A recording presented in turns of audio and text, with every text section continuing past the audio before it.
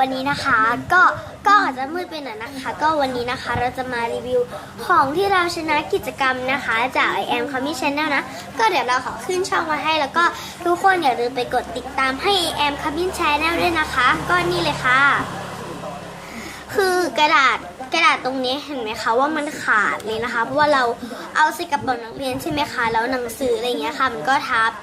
ทีนี้ทำให้ถุงมันขาดเราก็เลยติดสกอตเทปแทนนะคะเพราะว่าคือเรายังไม่รู้เลยนะคะว่ามันคืออะไรนะคะเพื่อนเราก็จะให้มาสุ่มเองนะคะเราก็เพิ่งได้รับของวันนี้เลยนะคะนี่นะก็คือเราติดไว้เรายังไม่เห็นนะคะแล้วเราขอทายว่ามันเป็นแพนเค้กอิรักคุมะสีส้มนะคะเพราะว่าคือเราเคยเห็นของเพื่อนอยู่นะคะแล้วก็คือรูปร่างอะไรอย่างเงี้ยค่ะมันเหมือนกันเลยนะก็คือเราทายว่าเป็นอันนั้นนะคะแต่ถ้าเกิดว่าผิดนะคะเราจะคาบสกุชชี่นะคะหนึ่งชิ้นนะคะในเวลา50วินาทีนะคะโอเคก็เดี๋ยวเราไปแกะเลยนะคะว่ามันจะถูกหรือเปล่านะคะเราขอแจ้งข่าวนะคะเรื่องการแจกลูกอมพม่านะคะคือเราก็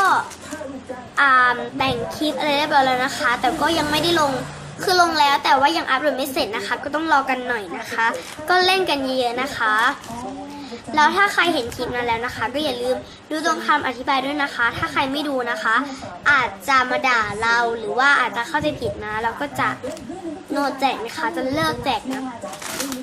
เนี่ยค่ะจะเป็นลูกอมพม่านะคือมีเยอะมากก็เลยแจกซะเลยนะคะไม่มีอะไรทำแค่แจกเล่นๆนะคะ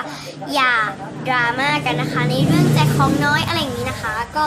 แจกนี้เดียวไปก่อนนะคะรอ2ในสต็อปจะแจกแบบจริงๆนะคะแจกสกุชชี่แบบไม่มีตำหนิเลยนะคะ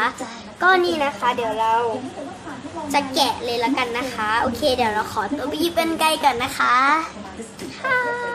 ไปหยิบมาแล้วนะคะก็เดี๋ยวเราจะมาทำการตัดกันนะคะเพื่อนบอกว่ามีโน้ตนะคะแกะระวังของด้วยนะเฮ้ยตัดโอโนหรือเปล่าแล้วก็ไม่รู้อ่ะคือแบบถ้าตัดโอโนนี่ตายนะคะ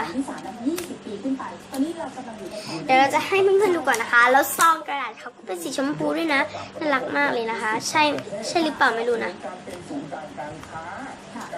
ตัดโดนโน้ตหรือเปล่าเฮ้ยโดนโน้ตแต่โดนนิดเดียวนะคะเฮ้ยถูกด้วยโอ้ยถูกด้วยนะคะนี่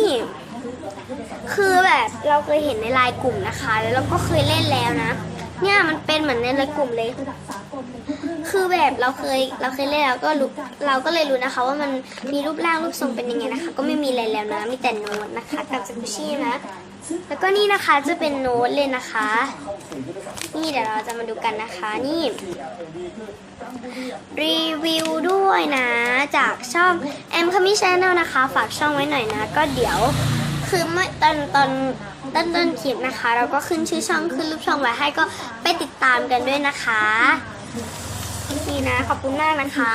แล้วก็คือถูกนะคะเราไม่ต้องคาบสกุชชี่50วิคือมันน่ารักมากเลยอะอาจจะมีตำหนินิดนึงนะคะก็ไม่เป็นไรหรอกเพราะว่าเพื่อนเราก็แค่14ซับนะคะแต่ว่าแจกเยอะมากเลยนะตะโลมากเลยนะคะหอมมากเลยนะคะแล้วมันถูกด้วยนะคะคือไม่ได้ขี้โกงเลยนะแต่แบบก็คือเห็นในไลน์กลุ่มแล้วก็เคยเล่นมาก่อน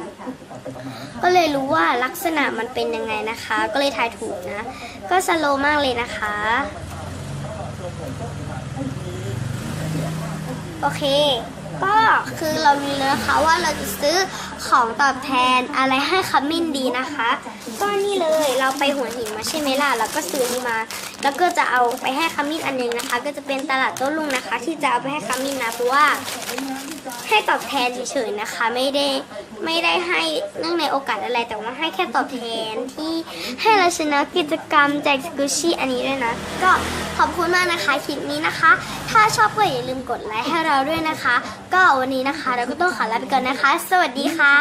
อยากให้ทำอะไรนะคะมิ้นมาใต้คลิปเลยสำหรับคนที่ท้าอะไรลงมานะคะรอแป๊บหนึ่งนะคะเราจะทำให้เพราะว่าคือเวลาไม่มีนะคะโอเคก็บ๊ายบายค่ะบ๊ายบาย